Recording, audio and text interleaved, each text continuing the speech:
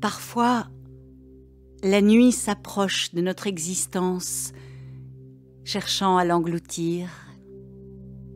Qui ne connaît ces périodes de nuit, de solitude, de chagrin, d'expérience de la fragilité extrême se traînant au bord de l'abîme?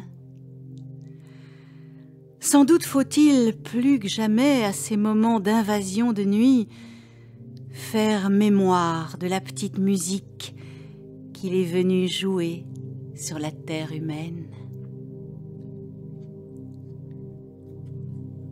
Quand il fait nuit, quand il n'y a rien nulle part, que peut-on faire d'autre sinon s'asseoir, fermer les yeux et attendre? Aussi se sont-ils mis à attendre passivement, sans rien faire, sans bouger, sans même lever les yeux. Ils attendent. Depuis des existences entières, ils attendent que l'amour enfin se mette à durer toujours et que la tendresse soit fidèlement au rendez-vous de chaque jour.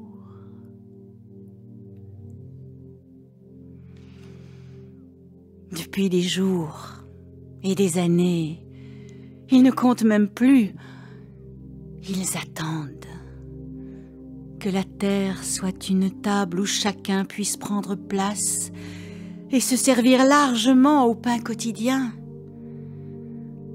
Ils attendent que la justice et le droit s'établissent fermement dans les États et les gouvernements, et aussi en tous les citoyens.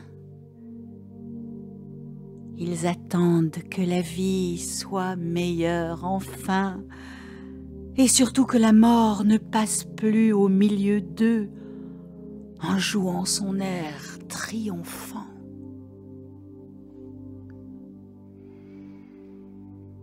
Quand il fait nuit, quand il n'y a rien nulle part, que peut-on faire d'autre sinon crier ? Ouvrir la bouche comme pour expulser l'angoisse face à la nuit qui encercle. Que peut-on faire d'autre sinon lancer des cris pour percer la carapace des ténèbres? De la nuit, on entend monter des cris innombrables, toujours les mêmes, car ce sont toujours les mêmes qui crient. Ce sont toujours les mêmes qui en appellent à Dieu, en guettant anxieusement sa réponse dans le silence. Et ce sont toujours les mêmes qui sont les derniers. C'est alors qu'ils entendent, ceux qui attendent, ceux qui crient. C'est alors qu'ils entendent. C'est comme une parole courant à travers les étendues arides pour éveiller les sources dans les déserts. C'est comme une cantate écrite au ciel, jouée par les anges et rebondissant sur la terre. C'est alors qu'ils reçoivent la petite musique qui se plante dans leur cœur si lourd. Une petite musique piquetée de grelots et qui s'enroule autour des mots étranges dont ils ne perçoivent plus la saveur. Une petite musique impertinente dans laquelle ils distinguent une ancienne promesse qu'ils ont oubliée. Une ancienne promesse qui leur parlait de réjouissance pour le peuple marchant dans les ténèbres. Une ancienne promesse annonçant la fin des chefs de corvée et des fouets meurtrissant la liberté.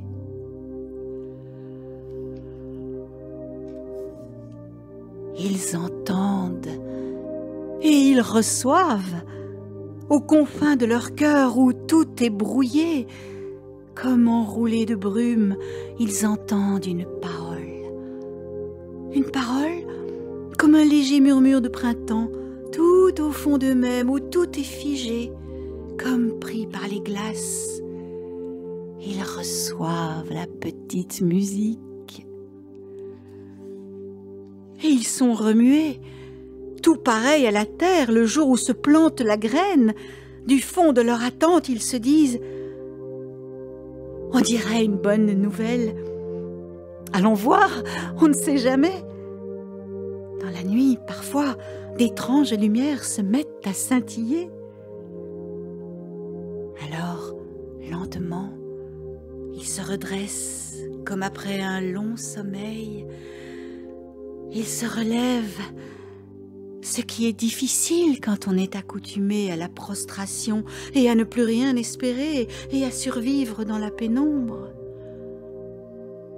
La petite musique venue d'on ne sait où les met debout.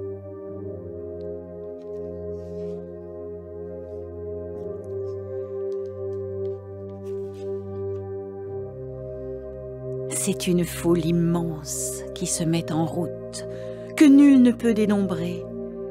Ils viennent de la guerre, ils viennent de la faim, ils viennent de l'injustice, ils viennent de la dignité bafouée, ils viennent de la pauvreté, ils viennent du malheur et de la vie tordue, et de la souffrance, et de la solitude, et du pays où les promesses ne se réalisent jamais. Ils viennent tous de la grande épreuve, où l'on avance dans les ténèbres et l'ombre de la mort. Ils marchent, ils trébuchent, les uns soutiennent les autres, ce qui est normal lorsqu'ensemble on traverse la nuit. Ils marchent longtemps avec la petite musique qui les accompagne, discrète, dansante, légère, mais toujours présente. Au fur et à mesure qu'ils avancent, ils deviennent innombrables. Une procession titubante, une foule colorée, un peuple en marche, un monde émergeant tout lentement de l'épaisseur de la nuit. C'est seulement au bout d'un moment, alors qu'ils ont déjà beaucoup marché, qu'ils remarquent que le ciel s'est rallumé et qu'une étoile file son sillage de lumière juste devant eux, comme pour les précéder. L'inconnu les encourage, les prend par la main. Quand ils sont pris de vertige ou de fatigue, l'inconnu s'approche d'eux. Avec compassion, il les touche. Il leur relève le visage. Et de son doigt tendu vers le ciel, il leur indique l'étoile qui les entraîne vers la lumière, commençant à saupoudrer l'horizon de ses friselies d'arc-en-ciel.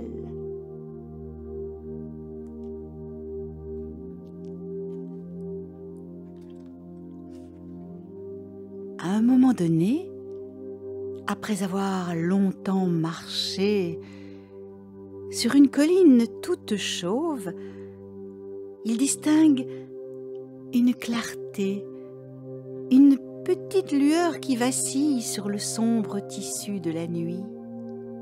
Ils pressent le pas. Ils finissent par arriver près d'un hangar de planches mal clouées et de cartons enchevêtrés. C'est de là que vient la clarté, comme d'une source. D'autres sont déjà arrivés, qui venaient d'ailleurs, de loin sûrement, avec leurs paquets déchirés et leurs regards traqués. Ils se joignent, ils se regroupent. Grand cercle d'humanité. Ils s'approchent et brusquement, la lumière se pose sur leurs visages fatigués. L'inconnu s'approche du hangar, il en pousse la porte brinque-ballant sur ses gonds et de sa main levée désigne l'ouverture, puis il recule en souriant. Il les a conduits jusqu'ici, Il leur a fait entendre la petite musique. Sa mission s'achève ici.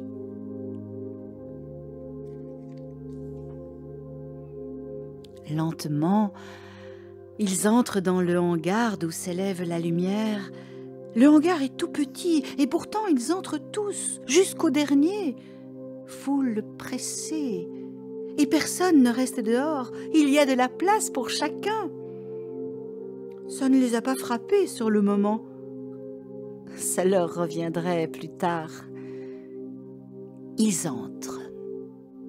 D'abord, ils ne voient rien. Il en va toujours de même lorsqu'on vient de la nuit et qu'on passe en pleine clarté. Ensuite, ils voient la paille répandue sur le sol. Ensuite, ils voient un âne et un bœuf et des moutons et même un chat tout roux qui passe entre eux en ronronnant. Ils reçoivent une douce chaleur. Ils s'approchent encore et ils distinguent dans la paille une femme allongée. Ses cheveux, comme après un immense effort, sont collés à son visage. Sur ses lèvres fleurit un sourire, pareil à un fruit de soleil. Un homme est assis à côté d'elle et lui tient les deux mains, comme pour lui communiquer de la tendresse, comme pour la protéger, comme pour la remercier, ou pour s'émerveiller devant elle. Ils s'approchent encore. Dans une mangeoire un peu surélevée, tout près de la femme et de l'homme, la paille craque. Ils s'approchent tout près et se courbent pour mieux chercher. C'est alors qu'ils voient, émergeant de la paille, un minuscule bébé endormi et complètement enroulé de langes. Ah, le bébé vient de naître, c'est sûr.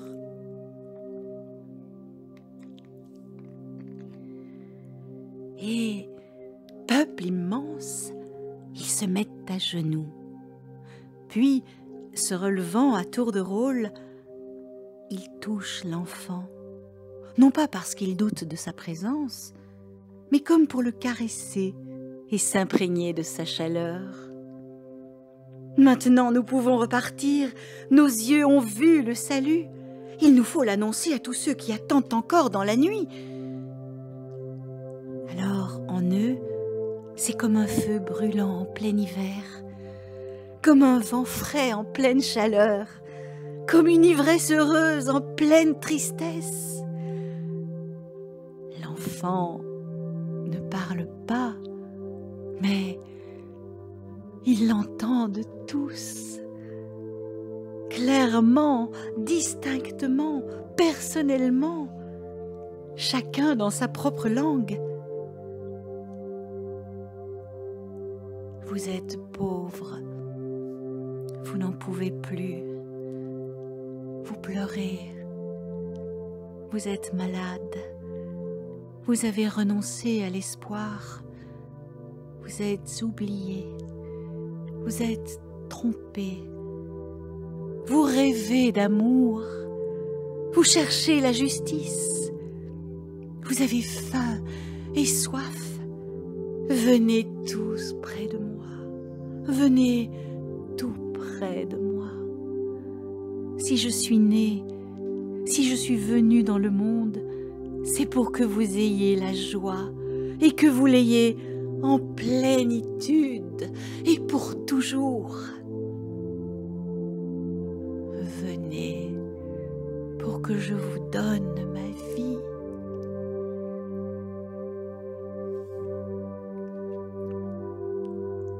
Ils repartent. Et depuis cette nuit-là, ils marchent.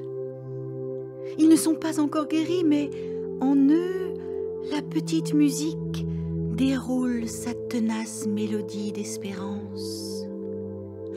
Oh, ils Ils ont encore un peu peur de la mort et de tant d'autres choses, mais ils luttent parce qu'en cette nuit-là, ils le croient, ils ont touché la lumière. Dans leur cœur, il fait jour depuis qu'ils ont vu l'enfant. La confiance leur est née. Ils croient que la main fragile du nouveau-né écarte les obstacles afin de les conduire jusqu'au bout de leurs désirs dans son royaume de fête.